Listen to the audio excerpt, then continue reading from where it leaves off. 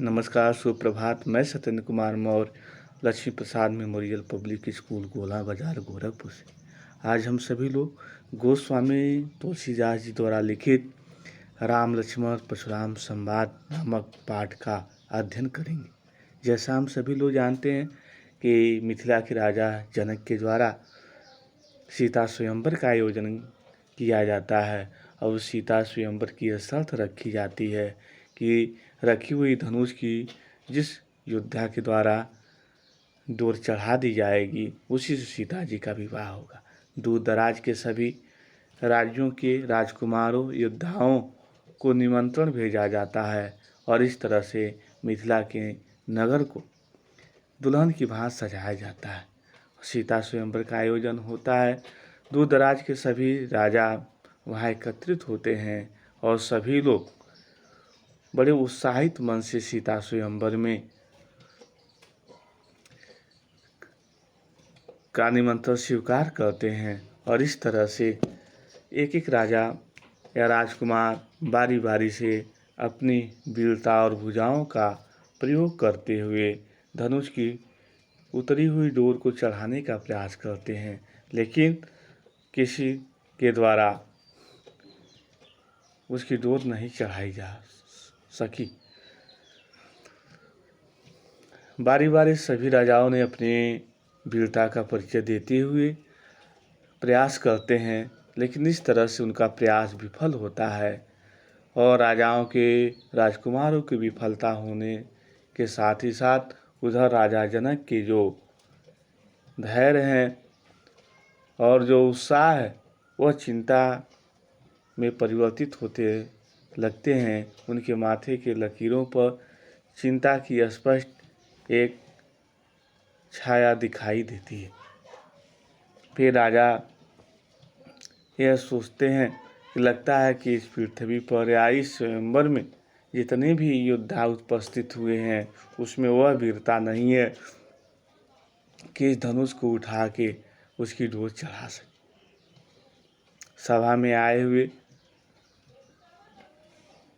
राजा के पुरोहित विश्वामित्र जी भी हैं, जिनकी सुरक्षा के लिए राम और लक्ष्मण नामक दो जो अयोध्या के राजा दशरथ के लड़के हैं वह भी पदार्पित हैं या वहाँ आए हुए।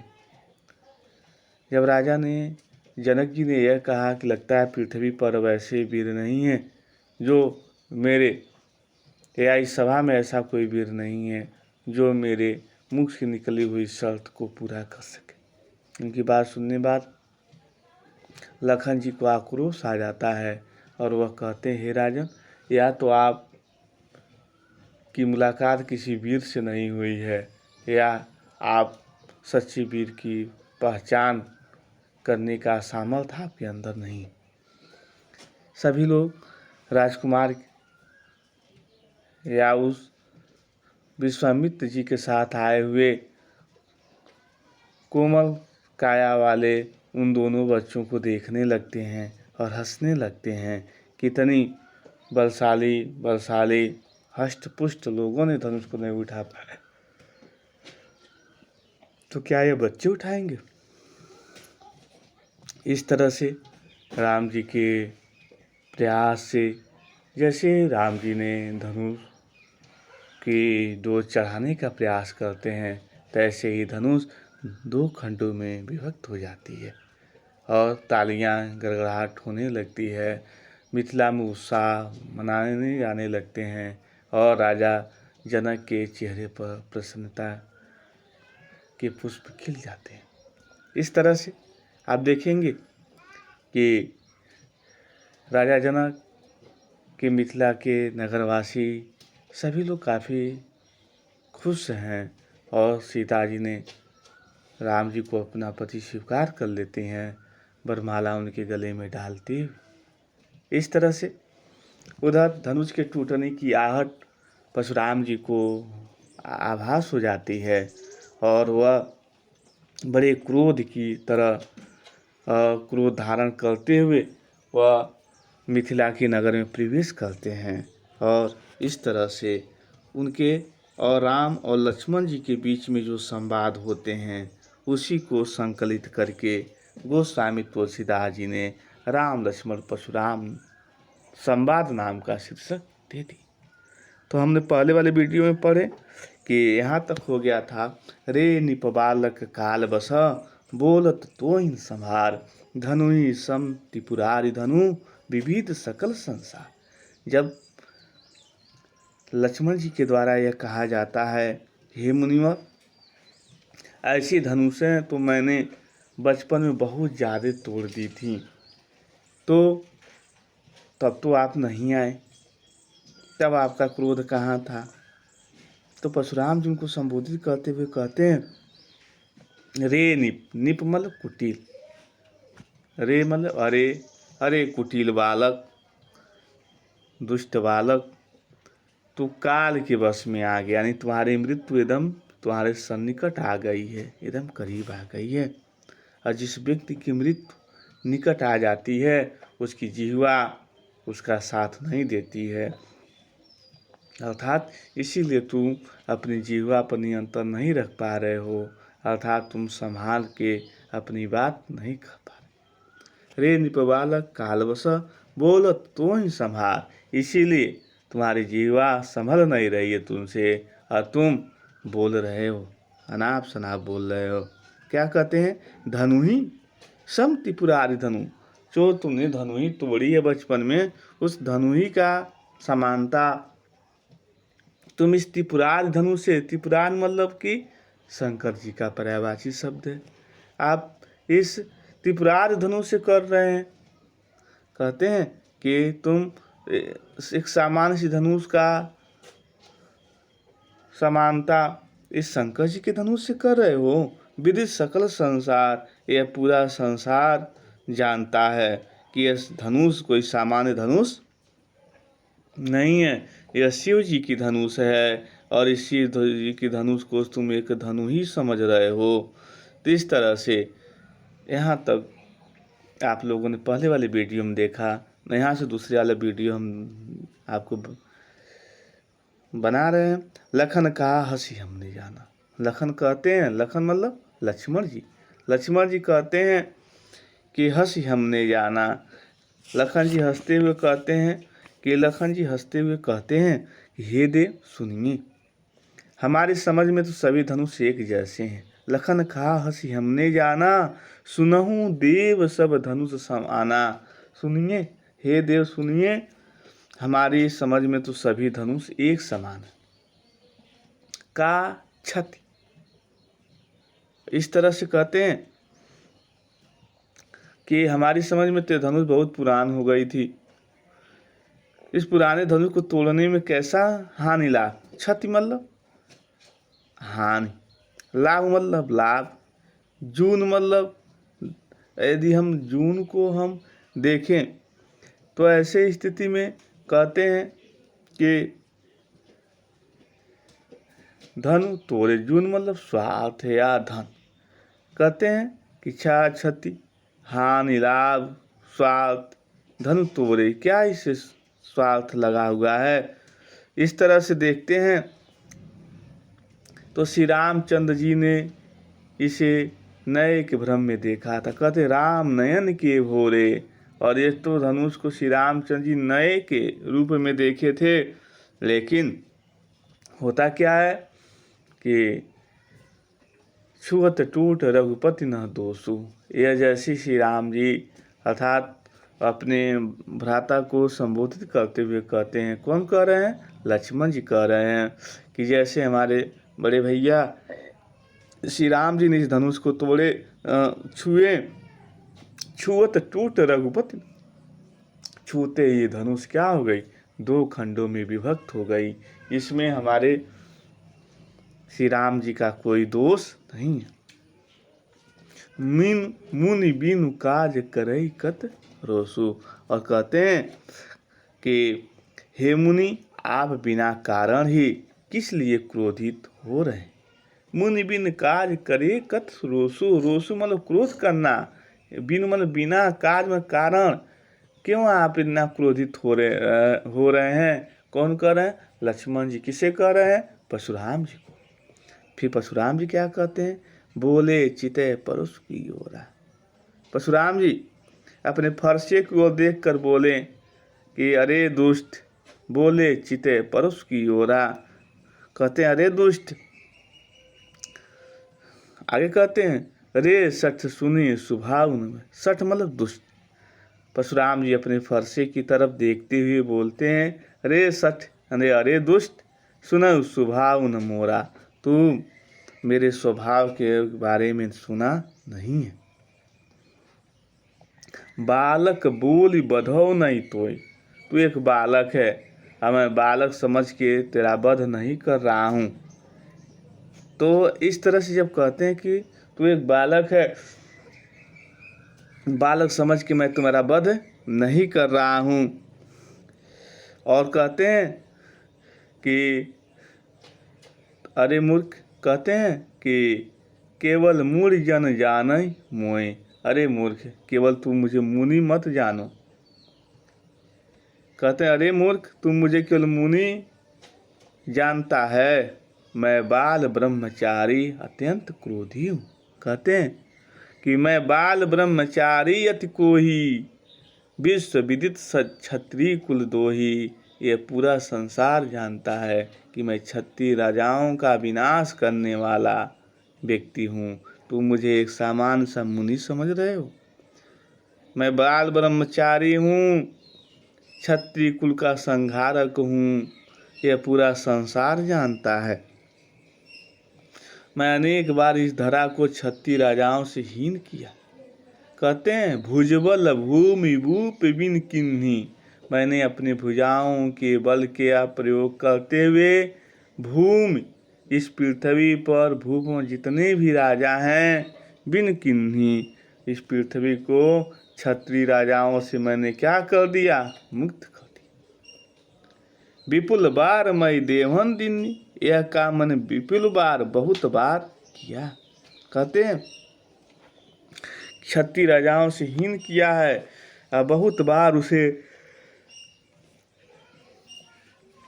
ब्राह्मणों को दे डाला है। हे राजकुमार, शस्त्रबाण की भुजाओं को छिन्न भिन्न करने वाले इस फरसे की ओर देख। कहते हैं सहस्त्र बाण भुज छेद निहारा, परशु बिलोक महीप कुमारा। कहते हैं हे राजकुमार, महीप कुमार किसके लिए? राजकुमार के लिए। कहते हैं महीप कुमार, शस्त्रबाव की कहानी हम आपको बताए थे कि ऋषि दमन की जो गाय है कामधेनु, जो हर लोगों की इच्छा पूरी कर देने वाली थी, और जब उस गाय से परिचय होता है किसका? कीर्तवीर सहस्त्रबाव, तो वह गाय उनसे मांगते हैं, लेकिन वह कहते हैं मेरे गाय की यही एक पूंजी है, इसी से हमारे आश्रम का गुजारा बसारा चलता है, मैं गाय नहीं दे सकता। राजा की बातों को जब वह मानते नहीं हैं, तो ऐसे स्थिति में राजा जबरियन अपने सैनिकों से उनकी गाय छीन लेते हैं।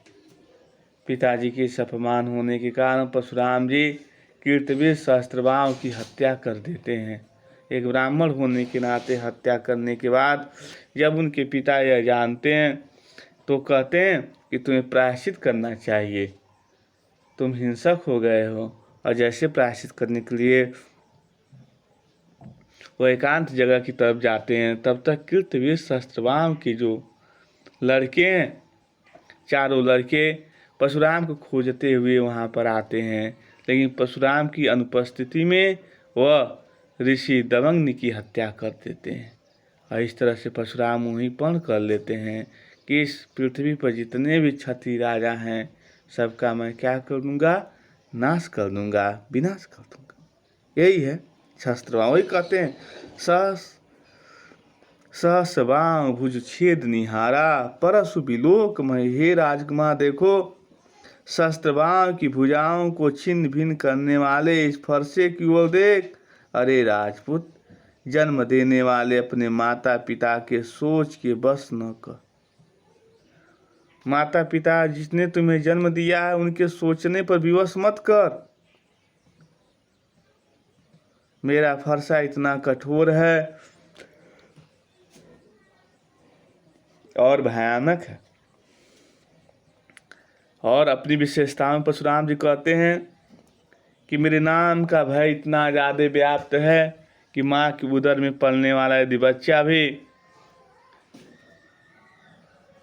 यदि मेरे बारे में सोच लेता है या माँ सोच लेती है, तो ऐसे स्थिति में उसके अंदर मेरे नाम का भय बन जाता है।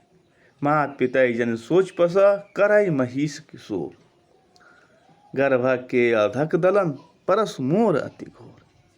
मेरा प्रभाव तो बच्चे जो माँ के गर्भ में है उनके ऊपर भी पड़ जाता है। तो ऐसे स्थिति में परशुराम जी लक्ष्मण जी को कहते हैं। लेकिन लक्ष्मण जी परशुराम जी की बात को सुनने के बाद कहते हैं कि बेहस लखन बोले मृदुवानी, अहो मुनीश महाभटमानी। कहते हैं कि लक्ष्मण जी हंसकर व्यंग्य वाणी में बोले, अहो मुनिवर, आप तो अपने को महान योद्धा मानते हैं। बेहस लखन बोले मृदुवानी, अहो मुनीश महाभटमानी।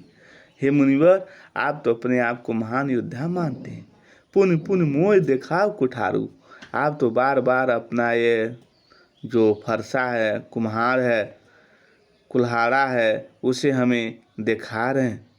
कहते हैं आप तो ऐसे कर रहे हैं जैसे चहत चहत उड़ावत फूक पठारू, जैसे कोई राय चलते समय अपने फूक से पहाड़ को उड़ा देता है। इस तरह से आपकी प्रशंसा करते हैं। आगे कहते हैं, ये लाइन बहुत महत्वपूर्ण है, यहाँ कुम्हड़ बतिया कुहनाई। कहते हैं हे मुनिवर, यहाँ कोई कुम्हड़ के बतिये के समान कमजोर और दुर्बल नहीं है, काशी फल के समान कमजोर और दुर्बल नहीं है। ते तर्जनी देख मर जाए, जिसको यदि अंगुली दिखा दिया जाए तो मरे। यानी कुम्हड़ा यानी काशी फल, उसको ऐसे कह दिया जाए, अंगुली दिखा दिया तो वह क्या होता है, मर जाता है, यानी सड़ जाता है। देख कुठार सरासर बाना।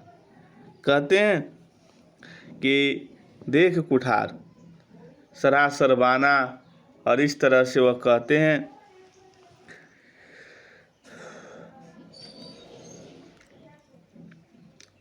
भिंकुल समझकर, रघुपति देखकर, तो आप तो कुछ भी कह रहे हैं, उससे मैं अपने क्रोध को रोक कर सुन रहा हूँ, और हमेशा आप मैं कुछ कहा सहित अभिमाना। और इस तरह से कहते हैं कि मैं उसे अपने क्रोध को रोक कर सुन रहा हूँ। देवता कहते हैं भिंकुल समझी जनेऊ बिलोके, जो कछ कहू रहो रिसो की। कहते हैं कि हे भिंकुल, आप जो कुछ भी कह रहे हैं, मैं अपने ऋष को, अपनी क्रोध को रोक के सुन रहा हूँ। और अपनी विशेषता में कहते हैं सुर मैसूर हरिजन अरुगाई। कहते हैं सुर मैसूर